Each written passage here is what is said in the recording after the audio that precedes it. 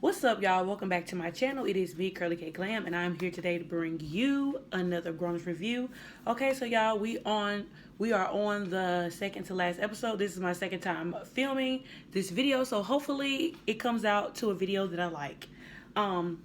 We are on episode 7 of season 3 of Grownish, and the episode is called Doing the Most. And y'all, I'm not even gonna lie to y'all, like for real. This legit might be like the shortest Grownish video I have done like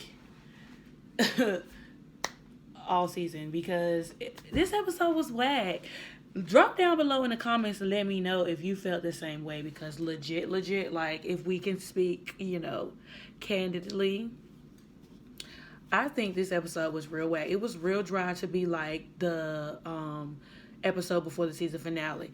I didn't know shows did this now, because this is my like Grownish and watching all the issues are like my first time watching a scripted sitcom since like forever. Like the only thing I used to watch on TV seriously was reality TV, sporting events, and like reruns of like old shows. So this is like my first show that I'm like in a long time that I'm watching like as the plot is playing out on TV. And I hate that they have like spring finales. Like, I think that's stupid. Just let the show run its course. I know that y'all gonna take like hopefully, I know Blackish took like a 2-week break, so I'm hoping it would be the same for Grownish. Because what am I going to do for 2 weeks when I'm used to a show being on TV and scheduled to come on at a certain time? I'm like going to have to fill that space now with something else. And that's hard to find something else, because there's not many things that I find quality on TV at this point. But this episode was whack. I see, like, reading the little summary here on the internet, which Grownish had uploaded up to 9 episodes, because I read the summary up to 9 episodes, but I think that they were hip that we were looking at the plot line, so they stopped putting stuff up here. So they don't even have the title of episode 8 up here. And this is Friday. I did watch Grownish the next day because I watched it on Hulu, where there are no commercials, because I hate commercials. And I'm watching it now, and it's just like, like, okay, they doing the most. But anyway, just like the episode, doing the most. Okay, so it says Zoey struggles with her job, her school, and her new job as a fashion stylist. Sky returns to the track only to run into a new obstacle. Jazz has issues balancing her personal life and track, and Anna and Javi try to keep things professional. Okay, so for Zoey, let's start off with Zoey. Okay, it wasn't much to talk about. Aaron's still not talking to Zoey, which is not shocking, because he read her for filth last week. So she opens up by talking to Nomi, which is nice how they try to incorporate Nomi on FaceTime since Nomi's not there. So it's nice to see that they still care about Nomi. They just didn't just like kick Nomi to the dust, even though I'm for sure like Nomi's coming back. But she took pictures with everybody for NAACP, so I'm pretty sure that she probably was pregnant in real life, and that she's coming back like after she had the baby. Which will probably be second semester. So I'm assuming that the first 8 episodes was just trash, because I thought they were going to give us at least 10 before they took a break, but they decided to give us only 8. So I don't know how this season is going to go, but I'm assuming since this is the spring finale that this is the end of first semester that we are approaching. And since Aaron has 6 months left to find a job, because he was, all in a tizzy about finding a job, I'm assuming that, now we're getting closer to second semester. So junior year is halfway over. That's what I'm assuming. I can get from the timeline, because Grownish doesn't really provide an accurate timeline so you can know where in the school year the students are and what's actually going on. I thought it was mega weird how Jillian walked up to Zoey and asked her to come to a kickback at Luca's house, and Zoey actually went through and went, because like, if sis would have came up to me and asked me, am I going to kick back at my ex's house? The answer would be absolutely not. It's not going to happen, sis. Sorry. No. And then that also led me to believe that Zoey obviously is just not getting cool with Jillian, but Jillian has no idea to the extent of Luca and Zoey's friendship. Also, I mean, yeah, Luca and Zoe's situation. She doesn't know anything that happened because I'm sure had she known like what was going on, because she likes Zoe, I think she actually would have like been done with Luca. She just would, it just wouldn't have been a topic. But obviously, to me, I think I'm Team Zuka. I'm gonna say it in every video until Team Zuka's back on TV.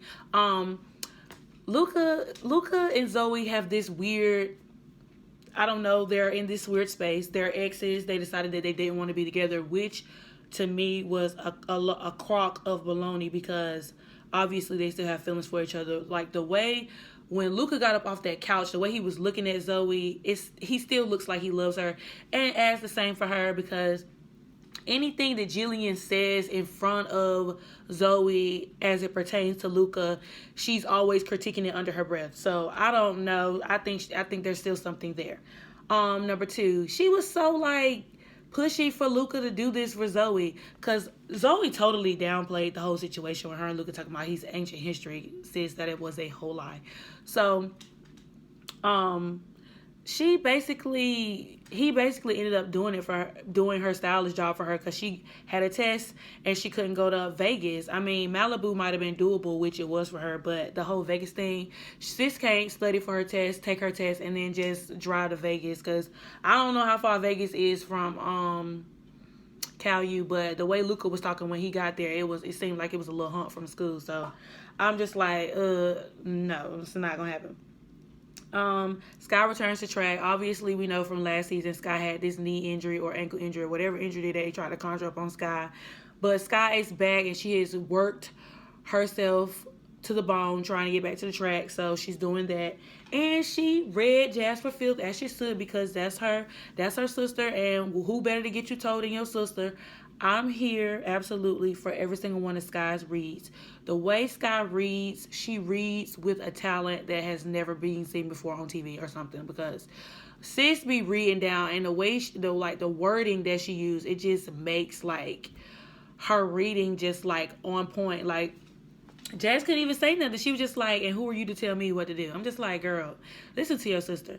Listen to your sister, okay? Doug has always been the voice of reason this season on Grownish, but now I don't know what Doug is doing, because he got sis like in a fog. Like sis is literally, sis, Jazz, why are you showing up to practice 20 minutes late? If you know that practice is 20 minutes from where Doug stays, why you didn't leave 20 minutes ahead of schedule? Sis, why do you leave at least 30? You talking about some, black dorms is all the way across. No, ma'am. No, baby. No. That's not no excuse. You are on a scholarship. You are a D1 athlete. Please be where you're supposed to be on time. Doug cannot pay your tuition, sis. Track does. So I'm going to need for you to get your priorities straight, ma'am. Ma'am, I'm going to need for you to get your priorities straight and get your hips to the track and run your little laps, okay? Because, listen, if I was on track scholarship, what laps? Where you want me to run to? How long do you want me to run it? I'm running. Like, who got time to pay back student loan debt? Ma'am, no ma'am. Anyway, so Jazz was right for reading her sister for Filth and getting her sister back on the right track. She was like, simply, look, listen, me and Rodney, I don't know who Rodney is because he said that's not his name. So me and Rodney, me and Rodney are fine. I'm balancing. I'm doing just fine. So where's your heart at? You say you love track. If you love track, you would do what you need to do for track, but you ain't. So what are you going to do about it? Either you need to figure it out with Doug and find a balance, or you need to leave him alone, or you need to quit track. Pick it. Take your pick. We love to see it. We love to see Sky gather her sister and get her together. But sis need to get her priorities straight. And I don't know why Doug is encouraging her to come see her. Doug, you are all the way across campus. If you know sis got a 5 a.m. workout, how about you get your hips from Luca's place to get your hips to Jazz's place, and you come see her and you stay in her bed or sleep over or whatever it is y'all was talking about. You go to her apartment. Why she got to come see you? And then sis got out of her bed and was at the party 3 hours. Jazz. Sis. What are you doing? Why are you not in place? Like, girl. And then her sis definitely met her at the door when she got there and was like, you should have known by now I'm up earlier than this. I don't know who you thought you was sneaking in, but you ain't sneaking past me, sis. What you doing? She was waiting on you at the door. Yes. Aaron and Aaron was just real. Aaron, I'm happy for Aaron. Okay, Aaron was in a tizzy about not having a job. Now Sis got a job, and he is at the desk, just thinking he running things in the absence of Charlie. I'm glad he got a job. He ain't independent no more. But Anna was right. He had to like Madam Secretary. They was having an ex-lovers quarrel. I was like, so what y'all doing with this thing, Grownish? Are y'all gonna have them get back together? Like, what you about to do with this? But then he kind of encouraged Anna to be with Javi. So then I'm just like, Anna, Javi, don't really care about the storyline.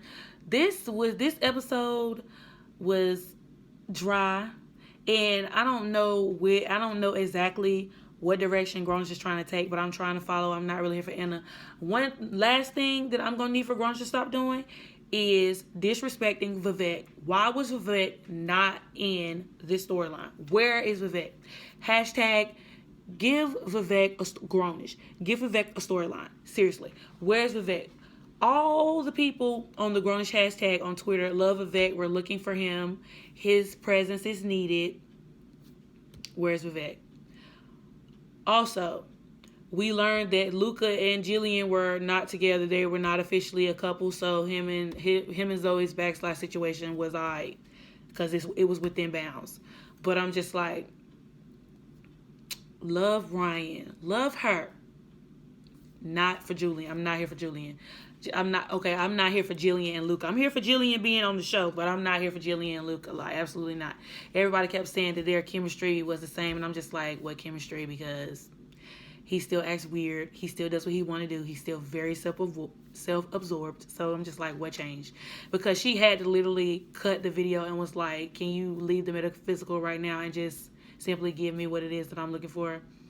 And then Sis was quick to speak up. Well, I ain't gonna say she was quick, but she spoke up about, not being his girl. And so he was just like, well, why aren't you my girl? And I'm just like, Luca, is that how you seriously ask somebody to be your girlfriend? Absolutely not. No.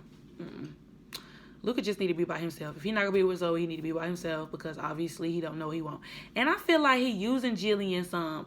I feel like he not really here okay, I feel like he likes Jillian, but I feel like that their whole relationship was just something for him to do, because he still felt a way about Zoe. Because obviously, if you look back a couple episodes, if Zoe was to tell him that she wanted to be with him, because she was definitely questioning getting back with him, like, Luca would have dropped Jillian like a hot tamale, like I said, and Zoe and Luca would have been showing up next week in a Brittany and Justin costume instead of Jillian, and Luca. Lastly, obviously they said people got all these decisions to make. Aaron already made his decision. He going to school. I don't know what Anna's decision is. Obviously Vivek don't got a leg in the race. I guess Sky is doing her. She already made her decision. Jazz, she got to figure out what she's going to do with Doug, and whether or not she's going to do Doug and track or whatever like that, which it would be dumb for them to break Doug and Jazz up, because obviously Doug and Jazz are a fan favorite. I don't know why they would do that. And with Zoe, and this, I guess she's going to be deciding on whether she want to leave school or, stay in school with the whole fashion thing, because she said fashion is her major, but she does fashion and she don't need experience. Boo, boo, boo, boo, boo, boo. I wish people would really, come to grips with, how similar Grownish in a Different World is. I'm going to do a different video on Grownish in a Different World and the similarities between the characters and the plot lines and stuff, because I just can't do it in this one. But literally, Denise left school to do the same thing. Obviously, in real life, she was pregnant with Zoe Kravitz, but in the show, Denise was like, I want to go adventure the world. I don't want to be in school. I feel like I can go to school at any time. And I feel like that's where Zoe is headed. And the whole thing with Luca, I saw somebody tweet about Shazar off A Different World. Luca and Shazar are literally the same person. But anyway, that's my video on Grownish. Please like, comment, and subscribe. Leave your comments down below. What did you think of this episode? Follow me on Instagram and Twitter at CurlyKidGlam. And I'll be back with more videos. Deuces.